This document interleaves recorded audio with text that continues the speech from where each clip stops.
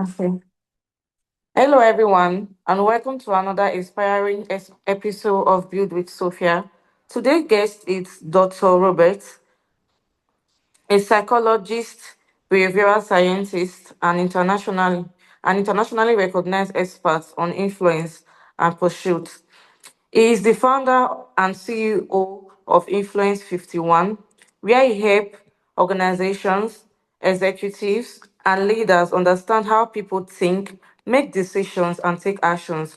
With two master's degrees from the University of Chicago and University College London, and a PhD in psychology from the University of Cambridge, John Roberts has spent more than a decade answering one fascinating question: what truly moves people? Today, we will explore the psychology behind influence, why people resist change, and how anyone can become more effective communicators and leaders. John Roberts, welcome to Build with Sophia. Thank you so much for the introduction, Sophia. It's my pleasure to be here. John Roberts, you've spent years studying one general question: what moves people? What first inspires that, and how did that shape in your career? I was originally inspired by that because in my undergraduate studies, I was studying philosophy. And philosophy is an interesting discipline. It's very valuable in the sense that it kind of teaches you the right questions to ask. But what always interested me most about philosophy is it was always trying to figure out what fundamentally makes people people. And so that question always kind of really stimulated me intellectually. And so when I graduated, I decided that I wanted to study people in a different light. And so psychology was the domain, the outlet for me that I found most useful because it was able to take these theories that we have in domains like philosophy and test them empirically and actually kind of go through real data and try to understand what drives people, what influences how they think and how they make decisions, and ultimately, how might we be able to kind of change the way people decide and behave? Many people think influence is simply convincing someone to agree with them. How do you define influence, and how it is different from manipulation? Yeah, I think that's a really important question to ask. For me, Sophia, the line where you kind of cross between ethical influence to unethical influence, there are two main kind of barriers to that. The first one is coercion. And what I mean by coercion is if you make someone feel pressured, like they need to do this, they need to think this way or behave this way, or else there are going to be consequences, right? Any type of coercion where you are pressuring or threatening someone crosses the boundary from influence into manipulation. The other main kind of guardrail that I use to differentiate between ethical and unethical is what I would refer to as deception. And what I mean there is anytime someone is making up or misrepresenting facts or counting on misinformation or disinformation in order to get their point across, they've crossed that boundary from unethical influence, from ethical influence into unethical influence. So I think those two components are really the two critical components. But ultimately, when it comes to influence, it's less about forcing someone or less about trying to convince them using any data you can make up. It's more about how can I creatively present this information in a way that makes someone say, hey, I've never thought about it that way. And that's really the key. What are some of the biggest conception about people that have misunderstanding of pursuits? Um, I think some of the biggest misunderstandings, well, I'll give you the biggest one. The biggest misunderstanding that people have has to do with how the human brain actually works. A lot of people believe that humans are perfectly logical creatures, that our brains function kind of like a computer does. But that's not really true. Our brain, rather than think of us as rational creatures, a better way to think of us, Sophia, is as rationalizing creatures. And that's a really important distinction. If we were rational creatures, then our brains would work kind of like scientists do. They would take every piece of information, they would evaluate it objectively and impartially, and it would try to come to the best possible solution.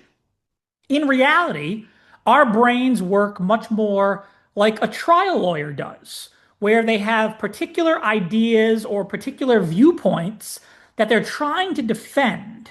And they go about selecting information that allows them to mount the greatest possible defense for the opinions or worldviews that we already hold. And so that's the really important difference is that we are not these logical, perfectly rational creatures.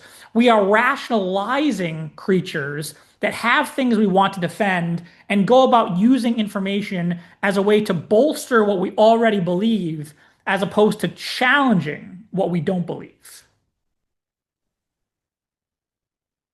You have worked with executives, lawyers, financial institutions, non-profits, and global brands. What communication mistake do you see repeatedly across industries? I think one of the biggest mistakes, honestly, is not understanding that you can deliver the same exact argument or the same exact data in slightly different ways and get people to respond to it in very different ways. And I'll give you a quick example, Sophia. Imagine you go to the grocery store and you're in the mood for some frozen yogurt. And you go to the first aisle and you see an option and it says frozen yogurt, 80% fat free. And you think, okay, that sounds good, but I want to weigh my options. So you go to the next aisle. And in the next aisle, there's an option that says frozen yogurt contains 20% fat. Which one sounds better? Now, you and I are smart people. Your listeners are very smart people. And so you quickly realize that those are the same exact thing, right? Something that's 80% fat free is necessarily 20% fat and vice versa.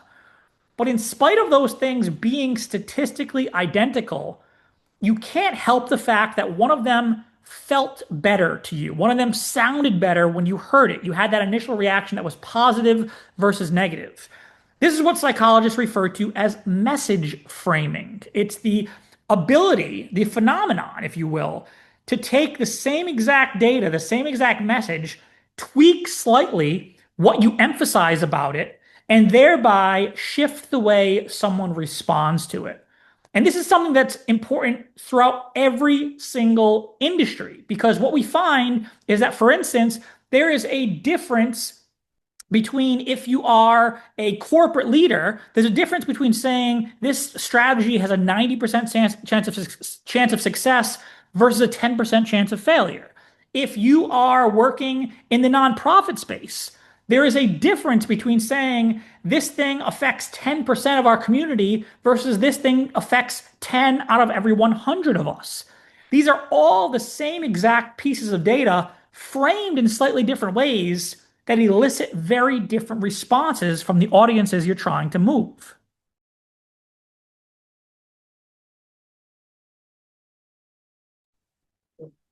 Behavioral science tells us people don't always make rational decisions. Why is that? And why?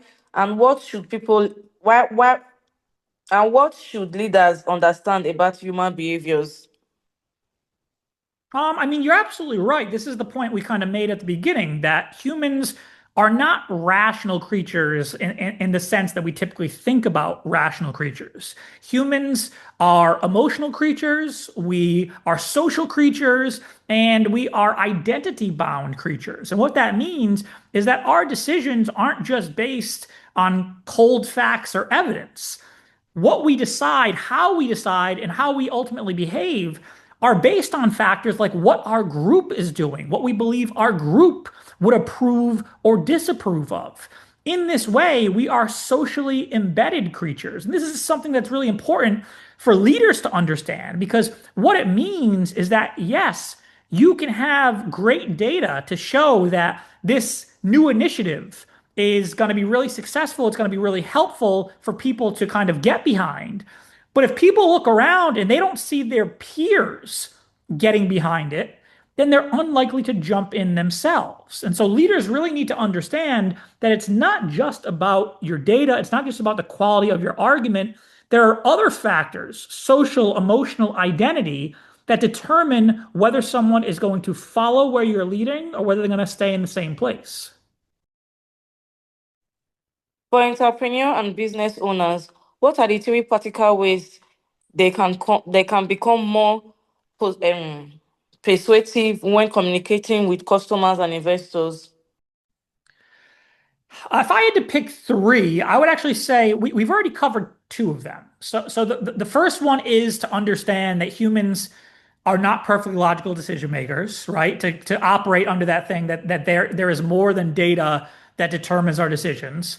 The second one is to understand, as we discussed, that framing matters, that you can present the same exact data in slightly different ways and get very different responses from people, right? Even as far as the metaphors you use. If you were, for instance, talking to a potential investor and you were to use, when you were talking about, let's say, something like how a bad investment can impact you, there's a difference between saying a bad investment is, an escaped tiger versus a bad investment is like a virus, right? They actually impact you in different ways. They get you to think about what investments do in different forms. And ultimately, they kind of play a role in how people approach bad investments. So things like the words we choose, the data we emphasize, the metaphors we use, even when talking about the exact same thing, impact how people respond to it.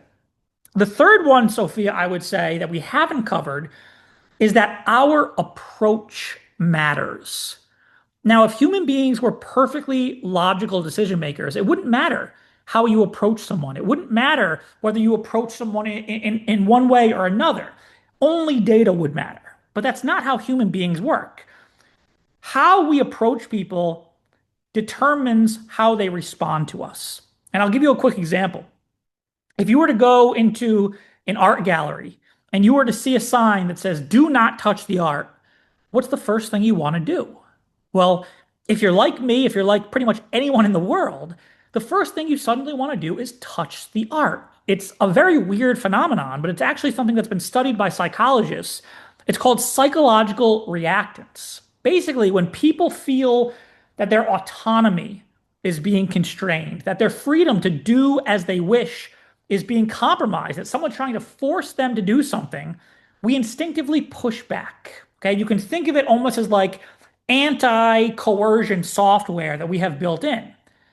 And it's so important to understand psychological reactance because it gives a glimpse into why things like forcing people to try to think a certain way or act a certain way usually ends up backfiring because people don't like to be forced.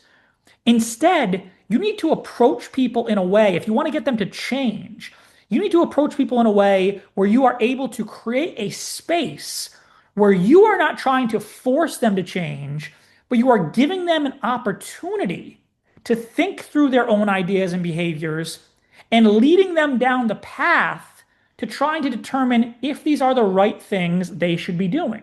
Because ultimately, what we find in the literature is that the only person that can really change someone's mind is the person you're speaking to, right? They can change their own mind.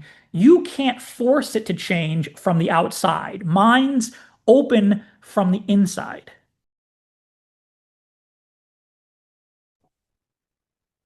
How can leaders motivate their team without relying solely on money or incentives? I think when it comes to motivation, there are two things. So first of all, I will say it doesn't always have to be monetary incentives. That's the first thing to understand. A lot of leaders really underestimate the impact of social incentives, right? Instead of offering, $100 bonus or a $500 bonus, a lot of times what's more effective is offering people, for instance, one-on-one opportunity with the CEO or something in their organization that gives them a social status symbol. We find in the literature that these are actually things that not only motivate people in the short term, but they actually motivate more sustainably than money in the long term. But the second thing, Sophie, if we were getting beyond things like incentives, motivation has a lot to do with how effectively you can do things like tell stories. Okay. Stories are incredibly powerful vehicles of inspiration and motivation. But the challenge is that leaders often tell the wrong kinds of stories. So when I'm working with a leader and I ask them to tell me a story that they would tell their people if they were trying to motivate them, they invariably turn to a story of success, the time they closed the big account or won the big client. But what they leave out, which is really important, is they leave out the struggle before the success. And the way I explain to them why this is ineffective is I say, imagine that you were watching a movie like Rocky, right? The Rocky series is inspiring for a lot of people. My father loves the Rocky movies. Okay, they're very, very inspiring and motivating to him.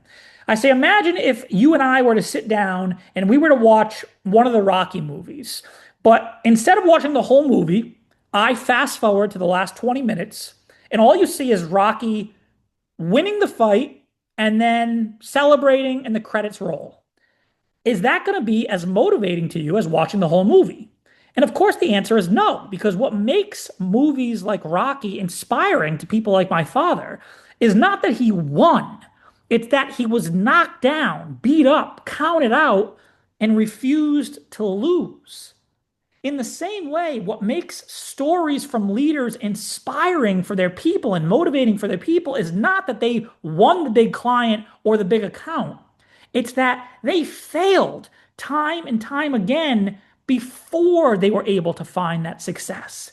This motivates people because this is relatable. It's something people deal with, and it's easier for them to say, hey, this person that I look up to, that I look to as someone who is a leader who I admire, they've gone through this and managed to succeed and get to where they are. So I am motivated to do the same for myself. Robert, you study psychology and behavioral economics.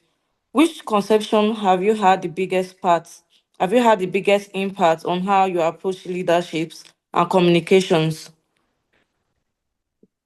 I think the biggest one for me probably does have to do with this idea of approach, this idea that it's useful to think of another person's mind as private property. And what I mean by that is you can't barge onto someone's private property and expect them not to get defensive, right? In the same way, you can't try to force an argument or data upon someone and expect them to just accept it and change their mind, okay? What you need to do is you need to find a way to be invited onto that person's private property, right? You need to create a space where someone is willing to consider your argument, where they're willing to consider your viewpoint, where they're willing to have a conversation where they're actually thinking through their own beliefs and not simply defending them or trying to defend themselves from you.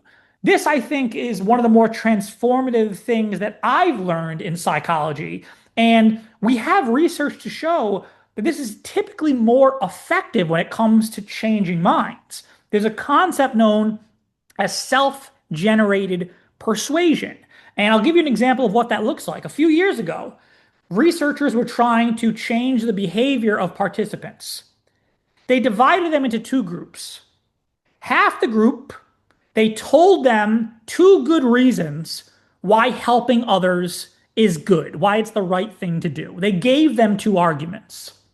For the other half of participants, they asked them to come up with two arguments on their own for why helping others is good, to convince themselves why helping others is good.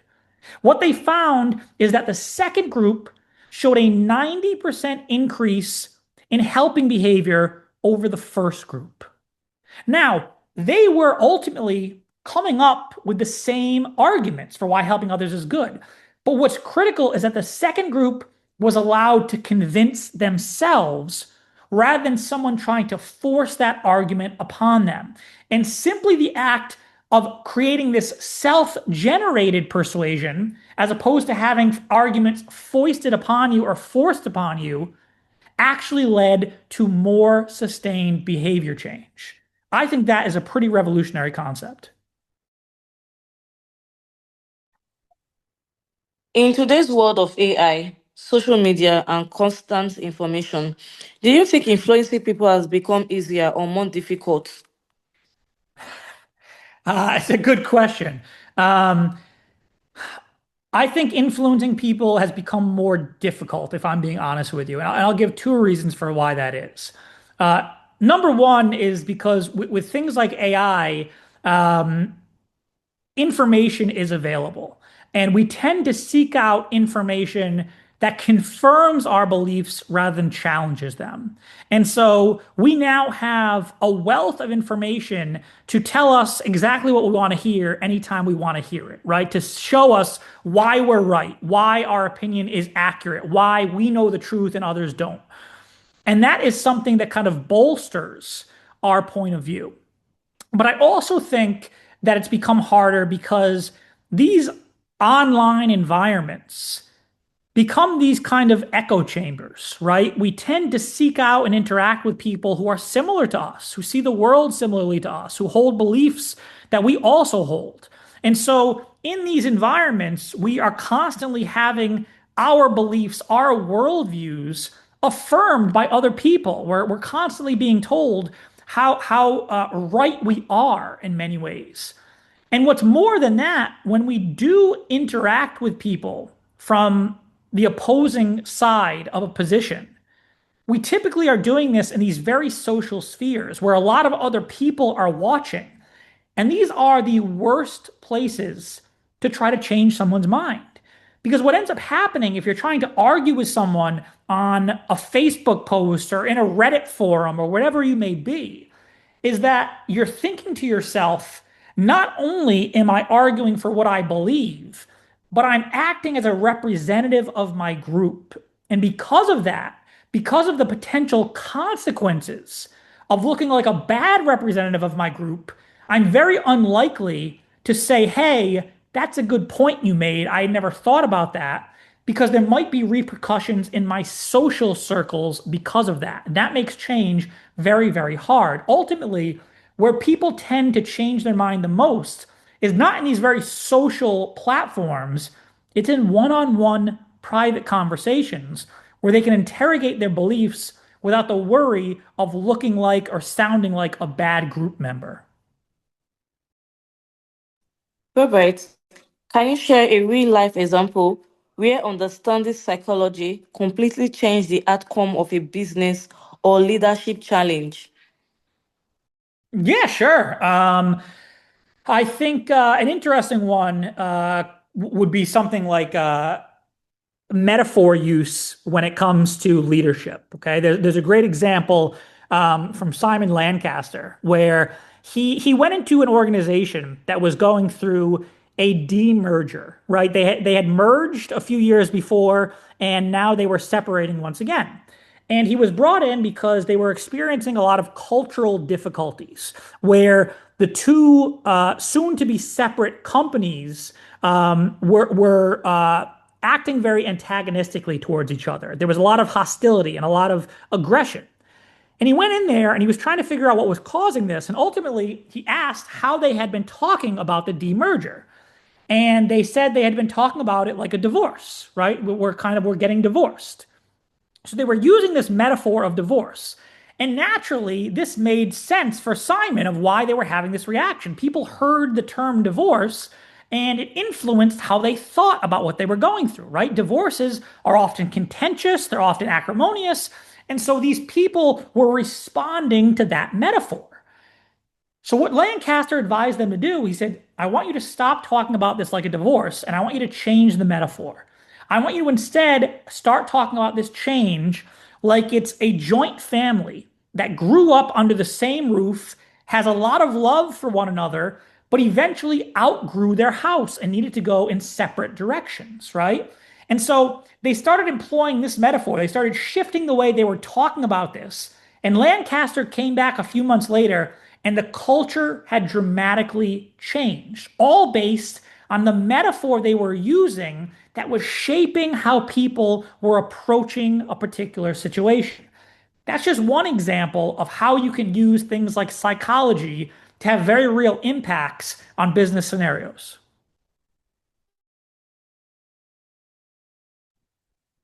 What's one communication habit that every professional should develop if they want to become a stronger leader? I think one of the better communication habits, especially if you're trying to change minds, is to do less arguing and more asking thoughtful questions. I think one of the most powerful tools you can develop as a leader that is capable of changing minds is becoming someone who is inherently curious about others, about how they think, about how they make decisions. Because what this curiosity does, which is really interesting, is it not only prevents things like psychological reactance, like people getting defensive, but it actually gives people an opportunity to think about their own thinking, to kind of think to themselves, why do I believe this? Why do I hold this opinion so strongly? And it's in these moments that sometimes people decide, maybe I can think about changing my own mind. If someone wants to become more influential without changing their personalities, where should they begin from?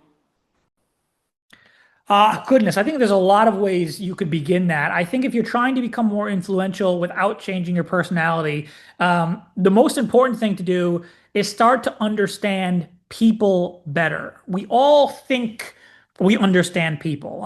Psychologists refer to human beings as folk psychologists. And what they mean by that is that if you're trying to navigate a social world, you necessarily need to develop models about how you think, how you think they make decisions, what you think changes their behavior. And so we all have these beliefs about what we think does these things well.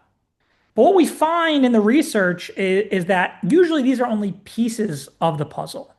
To be a really influential individual, you have to understand that there are many different ways to move people.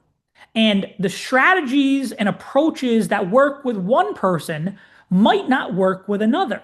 And so it's important to understand not only how you believe people are moved, but to start to develop a repertoire of what others have learned by studying people, whether it be psychologists or behavioral scientists or neuroscientists, how they've learned what actually changes people. And that does get back to things like thinking styles. It does get back to things like approach. It does get back to things like message framing. Making yourselves aware of these different things can make you more influential without ever having to change your personality.